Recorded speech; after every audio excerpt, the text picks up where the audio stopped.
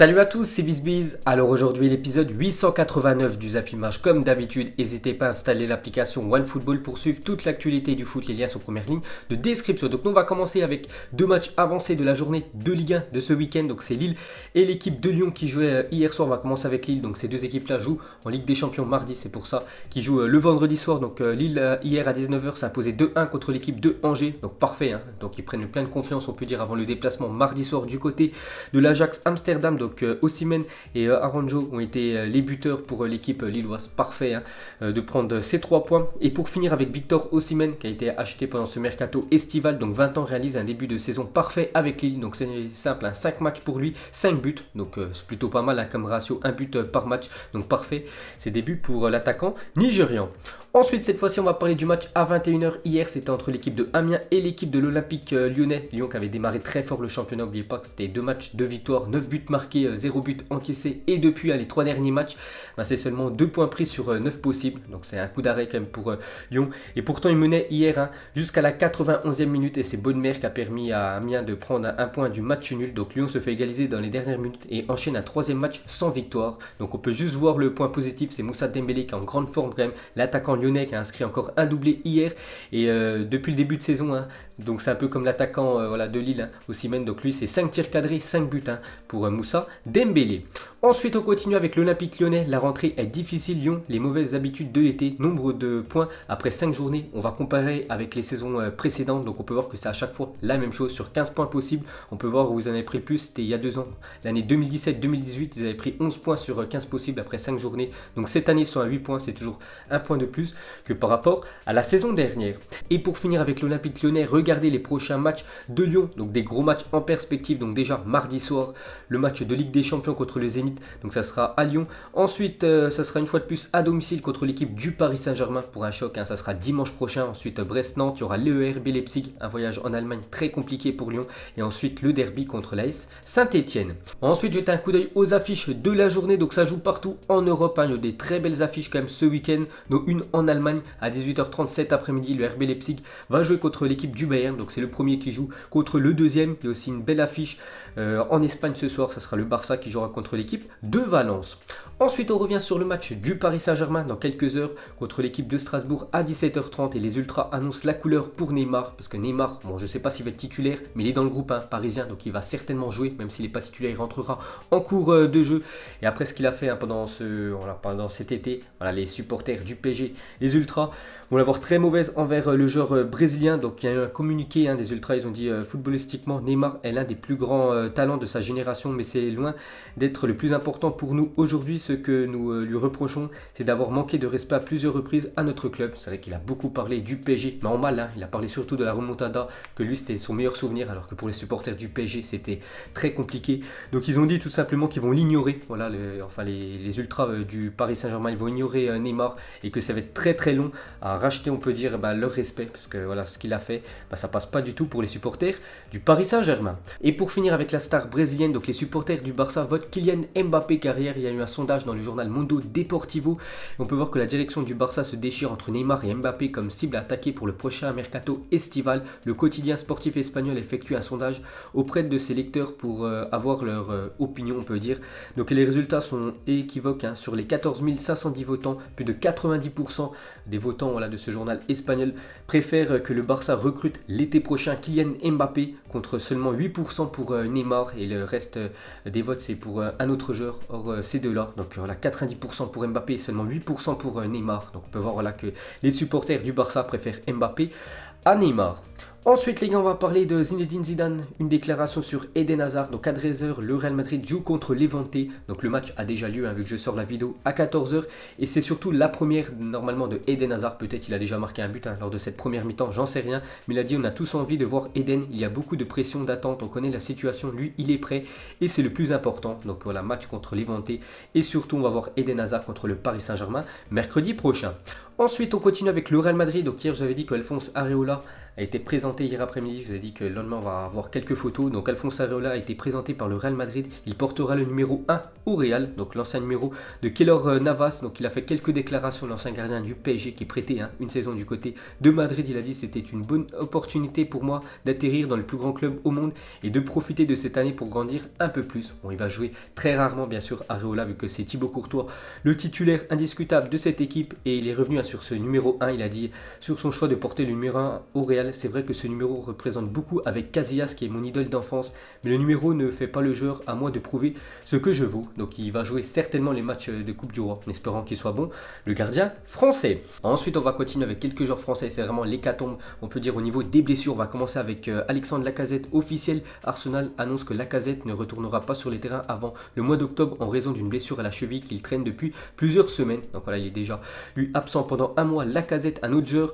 donc c'est Aymeric Laporte qui s'est fait opérer la semaine dernière, donc opéré du genou droit. Aymeric Laporte sera absent entre 5 et 6 mois, annoncé Pep Guardiola en conférence de presse. Donc on ne savait toujours pas sa durée d'indisponibilité. Cette fois-ci c'est on peut dire 6 mois d'indisponibilité pour Aymeric Laporte, donc bon rétablissement à lui.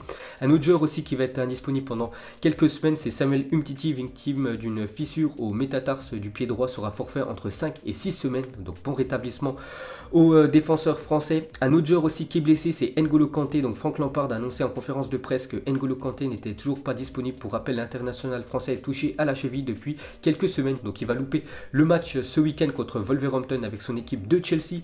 Un autre joueur qui est blessé, c'est Florian Thauvin. Donc selon le journal La Provence, Thauvin a été opéré hier à Londres, donc lui aussi devrait être indisponible 4 mois, donc il ne devrait pas revenir avant on peut dire 2020. Et pour finir avec les joueurs blessés les gars, donc il y en a deux qui sont forfaits cet après-midi avec l'équipe de Manchester United. On peut voir c'est Paul Pogba et Anthony Martial qui louperont le match contre Leicester. Ensuite, direction la Turquie pour son premier match, Radamel Falcao a offert la victoire à Galatasaray. Son équipe s'est imposée 1-0 face à Kisam Passa. Donc parfait début pour Falcao, c'est lui qui a inscrit l'unique but de la rencontre et qui a permis au Galatasaray de prendre les 3 points. Donc parfait pour l'ancien monégasque. Ensuite, on va prendre la direction de la Première Ligue. On peut voir que Jürgen Klopp est élu coach du mois d'août en Première Ligue. Donc on avait le choix entre 4 entraîneurs. Et moi, c'était mon favori, Jürgen Klopp, vu qu'il avait tout gagné avec l'équipe de Liverpool. Donc 4 matchs, 4 victoires, 12 buts inscrits, 3 buts encaissés pendant ce mois d'août avec l'équipe de Liverpool en Première Ligue. Donc c'est totalement mérité pour Jürgen Klopp. Ensuite, cette fois-ci, on peut voir que c'est Teemu Pukki est élu joueur du mois d'août en Première Ligue. Donc en Première Ligue avec son équipe de Norwich, promu cette année en PL. Donc 4 matchs, 5 buts et une passe décisive. Donc lui aussi, c'est plutôt logiquement qu'il remporte ce trophée du meilleur joueur du mois d'août. Ensuite, d'après Bild Sport, le Real Madrid a tenté de recruter Robert Lewandowski à 3 reprises sans réussite. Donc on en parlait hier, une déclaration de Florentino Pérez. Donc il essayait souvent de recruter Lewandowski, mais en fait le Bayern n'était pas vendeur. Donc on peut voir les années où il a essayé de le recruter. Donc en 2013, mais le Polonais, encore à Dortmund, avait déjà donné son accord au Bayern. Donc il a essayé une fois de plus en 2015 et l'année dernière en 2018. À chaque fois, c'est été un refus de l'équipe du Bayern pour laisser filer le Polonais. Ensuite, Marvin Martin, actuellement libre de tout contrat, s'entraîne avec Chambly. Donc après, c'est pas qu'il s'entraîne avec cette équipe de 2e division française qui va signer avec l'équipe de Chambly. Mais actuellement, il est libre de tout contrat. Il peut s'engager où il veut. Donc des équipes comme l'Olympique de Marseille qui viennent de perdre Florian Thauvin pendant plusieurs mois. Pourquoi pas proposer un contrat à Marvin Martin qui est quand même un bon joueur. Donc affaire à suivre. Ensuite, pour continuer avec cette équipe de Chambly où s'entraîne Marvin Martin. Donc pour sa première saison en Ligue 2, Chambly aura gardé sa cage inviolée pendant 599 minutes. Dommage, ils étaient 1 minute de 600 minutes on peut dire sans prendre de but. Soit 6 matchs et 59 minutes parce que hier c'était un match pour eux de 2e division française. Ils ont pris quand même pas mal de buts. Ils n'ont toujours pas encaissé de buts depuis le début de saison. Et hier ils en ont pris 4 à domicile contre la JOCR. On peut voir tous les autres résultats de cette journée de Ligue 2. Ensuite, on va parler de Luis Gustavo, 32 ans, touche 2,7 millions d'euros par an du côté du Fenerbahçe. Pourquoi je vous montre ça? Parce qu'en fait, du côté de Marseille, les années où il jouait, l'année précédente, il touchait 6 millions d'euros quand même du côté de l'OM. En fait, il a divisé son salaire par 2 pour quitter l'Olympique de Marseille et pour rejoindre le club turc. Ensuite, officiel, l'ex-international sénégalais et consultant de Canal+, Habib Beye rejoint le staff de Laurent Fournier, l'entraîneur de Poissy en National 2. Donc, ça équivaut au CFA avant. Donc, il est toujours consultant au Canal Football Club le dimanche soir. Mais maintenant, il rentre dans le staff d'une équipe de National 2.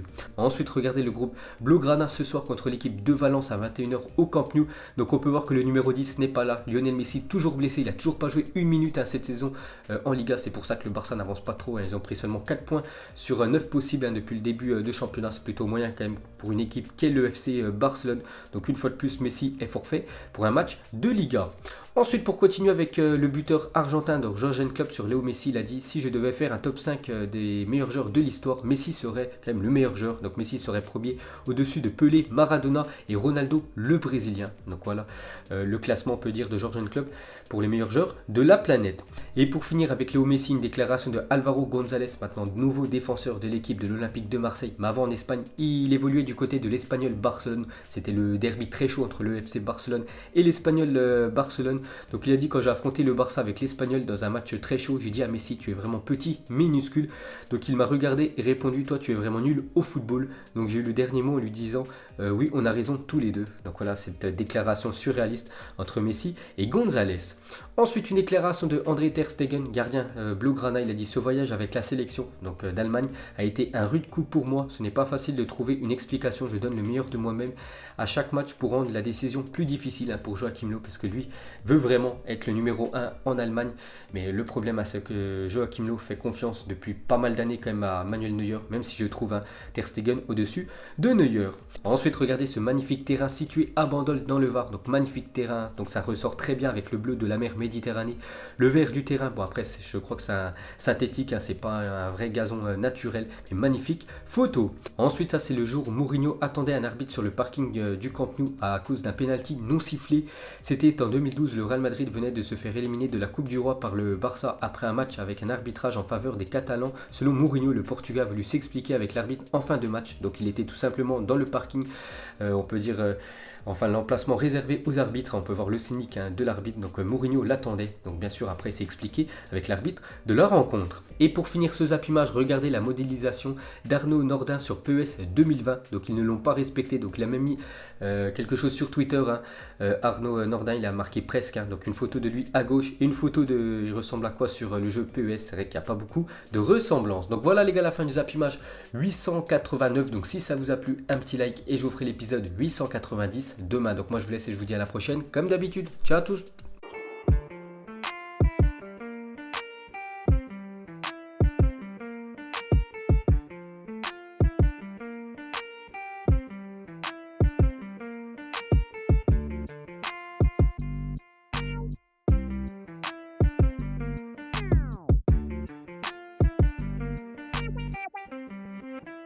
Non-formidable.